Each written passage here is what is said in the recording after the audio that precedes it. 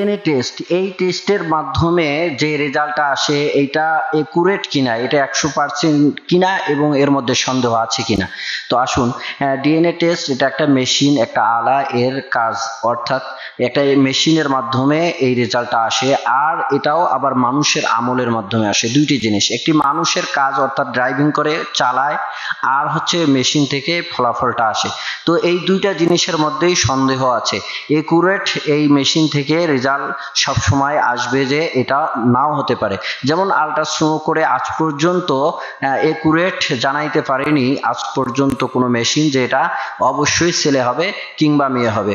অনেক এমন দেখা গিয়েছে যে 3-4 বার আল্ট্রাসাউন্ড করা হয়েছে, ছেলের কথা বলেছে, বাচ্চার সময় দেখা যাচ্ছে যে বাচ্চা হয়েছে মেয়ে সন্তান। এমনই করে এই মেশিনগুলোর দ্বারা একুরেট যেহেতু পাওয়া যায় না, আর সন্দেহের ক্ষেত্রে যদি হাজারে একটাও যদি এমন ভুল হয়ে থাকে তাহলেই সেটা সন্দেহযুক্ত হয়ে যায়। আল্লাহ তাআলার হুকুম যেটা দ্বন্দ্ববিধি আছে এগুলো বাস্তবায়নের জন্য কখনো এরকম সন্দেহযুক্ত প্রমাণ দিয়ে তা বাস্তবায়ন করা যায় না। এবং যে ডিএনএ টেস্টের যে রেজাল্টটা আসে, যে রিপোর্টটা আসে, ওই রিপোর্টেও কখনো ওখানে 100% যে এই পুরুষের থেকেই এই সন্তান এটা লেখা থাকে না, বরঞ্চ স্বাভাবিক ওখানে আসে 99% নয়, 99.9%, 10% এরকম আসে, অর্থাৎ 100% যে উনি বাবা এরকম ওই মেশিন থেকেও রেজাল্টে আসে না। সুতরাং এটা সন্দেহযুক্ত থাকার কারণে কখনোই সন্দেহযুক্ত প্রমাণের মাধ্যমে কোনো দ্বন্দ্ববিধি, আল্লাহ তাআলার বিধান যেগুলো দ্বন্দ্ববিধি রয়েছে এগুলো সাব্যস্ত হবে না। রাসূলুল্লাহ সাল্লাল্লাহু আলাইহি ওয়াসাল্লামের জামানার দিকেও যদি আমরা তাকাই, যে রাসূলুল্লাহ সাল্লাল্লাহু আলাইহি ওয়াসাল্লাম 1450 বছর পূর্বে যে বিধানগুলো দিয়ে গেছে আল্লাহ তাআলার দেয়া বিধান, আর আল্লাহ তাআলার বিধান এটা এক যুগের জন্য নয়, এটা সর্বকালীন সর্বযুগের জন্যই বাস্তবায়ন। সুতরাং এক সময় এমনটি হয়েছিল যখন মোবাইল যখন নামে, তখন ওই ভিডিও মোবাইলের মাধ্যমে অনেকরাই বলতেছিল যে যদি কেহ জিনা করে, ওই জিনার যদি সাক্ষী 4 জন না থাকে কিন্তু সেটার যদি ভিডিও থাকে তাহলে ভিডিওর মাধ্যমে তো জিনা সাব্যস্ত হয়ে যাওয়া দরকার।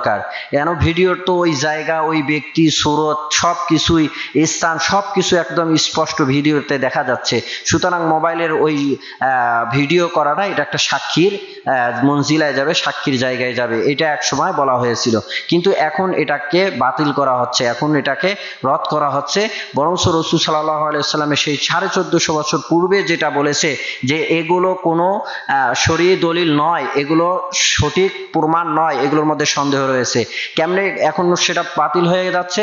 এখন এআই এর মাধ্যমে ভিডিও বানানো যাচ্ছে, এআই যেমন ভিডিও চাচ্ছে মানুষকে তেমনই ভিডিও বানিয়ে দিচ্ছে। সুতরাং মোবাইলের ভিডিও এটা সাক্ষী হতে পারে না, এখন স্পষ্ট। তেমনি করে রাসূলুল্লাহ সাল্লাল্লাহু আলাইহি ওয়াসাল্লামের জামানায় এমনটি ছিল। জাহিলি যুগে বুখারী শরীফের 2য় খণ্ডে বর্ণিত আছে, জাহিলি যুগে এমন ছিল, রাসূল সাল্লাল্লাহু আলাইহি ওয়াসাল্লামের আগমনের আগে এমন ছিল যে জিনার সয়লাভ ছিল। কোনো মহিলা যদি দেখা যাচ্ছে যে সে যে কোনো পুরুষকে গ্রহণ করতে পারতো, কোনো সমস্যা ছিল না। এর জন্য তারা বাসার সামনে একটা পতাকা লটকায় রাখতো, একটা ঝান্ডা লটকায় রাখতো, ওইটা দেখেই পুরুষরা বুঝতে পারতো যে যে কোনো পুরুষকে সে গ্রহণ করবে। আর এরকম অনেকগুলো পুরুষ গ্রহণ করার পর যখন বাচ্চা ভূমিষ্ঠ হতো তখন ওই সন্তানের বাবা কে হবে এটা প্রমাণ করার জন্য কিয়াফা সিনাক যারা, অর্থাৎ গণক যারা ছিল তাদেরকে নিয়ে আসা হতো। গণকের মাধ্যমে গণক যাকে বলে দিত যে বাচ্চাটা অমুকের হবে, অমুকের মতো পা, হাত, মুখ, চেহারা দেখে তারা বলতো, তারই বাবা সাব্যস্ত করা হতো। রাসূলুল্লাহ সাল্লাল্লাহু আলাইহি ওয়াসাল্লাম যখন নবুয়ত পেলেন, রাসূল সাল্লাল্লাহু আলাইহি ওয়াসাল্লাম যখন মদিনায় গেলেন, রাসূল সাল্লাল্লাহু আলাইহি ওয়াসাল্লাম এগুলো সবগুলোকে হারাম আখ্যায়িত করলেন। শুধুমাত্র বিবাহ মাধ্যমে মিলামেশা, আলিঙ্গনকে বৈধ বললেন, এবং রাসূল সাল্লাল্লাহু আলাইহি ওয়াসাল্লাম ওই সময় বলে দিলেন আল ওয়ালাদুল ফিরাশ, এই সন্তান যার স্ত্রী হবে সন্তান তারই হবে, এখানে স্পষ্টভাবে এটাই বলে দিলেন। এবং বুখারী শরীফের 2য় খণ্ডে আরো একটি সুন্দর ঘটনা বর্ণিত রয়েছে। উতবা ইবনে আবি ওয়াক্কাস এবং সাদ ইবনে আবি ওয়াক্কাস 2 ভাই ছিলেন। উতবা ইবনে আবি ওয়াক্কাস মৃত্যুবরণের সময় ভাইকে ওসিয়ত করে যায় যে ভাই, আমার হচ্ছে জামআর একটা বান্দি আছে, সেই বান্দির সঙ্গে আমার আলিঙ্গন হয়েছে, তার যে সন্তানটা হবে ও সন্তানটা আমার হবে, তুমি ওটা দাবি করবে। তো ওই জামআর ওই বান্দির সন্তান হয়ে যায়। হওয়ার পরে তখন সাদ ওই জামআর বান্দির সন্তানকে নিয়ে রাসূল সাল্লাল্লাহু আলাইহি ওয়াসাল্লামের দরবারে উপস্থিত হলেন। উপস্থিত হয়ে বললেন যে আমার ভাই ওসিয়ত করে গেছে যে জামার বান্দির থেকে এই সন্তান হবে, এই সন্তান তার হবে, তো সুতরাং এটা দাবি আমি করতেছি। এইদিকে জামার একটা ছেলে ছিল, সেই ছেলেও চলে গেছে রাসূল সাল্লাল্লাহু আলাইহি সাল্লামের দরবারে, গিয়া বলতেছে যে না, আমার বাবার বান্দির এইটা সন্তান, সুতরাং এটা আমার ভাই হবে, আমার ভাই, এটা আমার ভাই, ওনার ভাই মানে ভাতিজা নয়। তখন রাসূল সাল্লাল্লাহু আলাইহি ওয়াসাল্লাম দেখলেন যে ওই জামার বান্দির যে সুরত এটা উদ্বার মতো, যদিও সুরত উদ্বার মতো, কিন্তু রাসূল সাল্লাল্লাহু আলাইহি ওয়াসাল্লাম জামার ছেলেকে বললেন যে এটা তোমারই ভাই, এটা তোমারই ভাই, এরকম করে বললেন। এবং ওখানে রাসূল সাল্লাল্লাহু আলাইহি ওয়াসাল্লাম বলে দিলেন যে আল ওয়ালাদুল ফিরাশ। এবং এখানে বাদশাহ সাব্যস্ত করলেন যেহেতু জামার বান্দি ছিল, জামার বিছানায় ছিল হচ্ছে জামার বান্দি, সুতরাং সন্তান হলে ওটা জামারই হবে, সুতরাং জামার যে ভাই আছে, ভাইয়েরই সন্তান আছে, তারে ভাই এটা সাব্যস্ত হচ্ছে।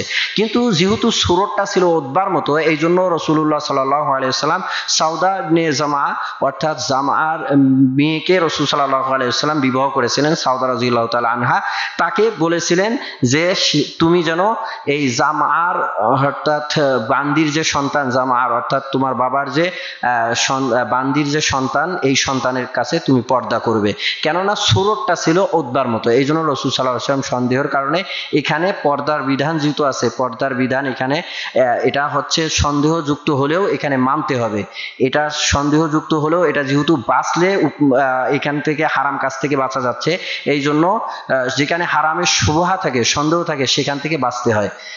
এই জন্য রাসূল সাল্লাল্লাহু আলাইহি ওয়াসাল্লাম সাউদা রাদিয়াল্লাহু তাআলা আনহাকে পর্দার জন্য বললেন। তো সুতরাং স্পষ্ট এগুলো হচ্ছে রাসূল সাল্লাল্লাহু আলাইহি ওয়াসাল্লাম প্রমাণ করলেন যে আল ওয়ালাদুল ফিরাশ অর্থাৎ সন্তান হচ্ছে বাবার যার বিছানায় থাকবে তার থেকেই হবে। এগুলো পদ্ধতি ছিল আগের যুগে রাসূল সাল্লাল্লাহু আলাইহি ওয়াসাল্লামের জামানায়। এখনকার আধুনিক স্টাইলে, আধুনিক পদ্ধতিতে যত পদ্ধতি হোক না কেন, এগুলো গ্রহণযোগ্য হবে না, কেননা শরীয়ত এটা এককালীনের জন্য নয়, এক যুগের জন্য নয়, এক ধরনের মানুষের জন্য নয়, এইটা শরীয়ত সর্বযুগের সর্বকালের মানুষের জন্য।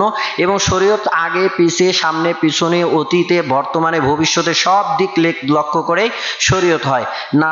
মানুষের শুধু এক জামানার জন্য, এক সময়ের জন্য সামনে দিকে পিছনে শুধু দেখে, এক সাইডে দেখে কোনো বিধান সাব্যস্ত হয় না।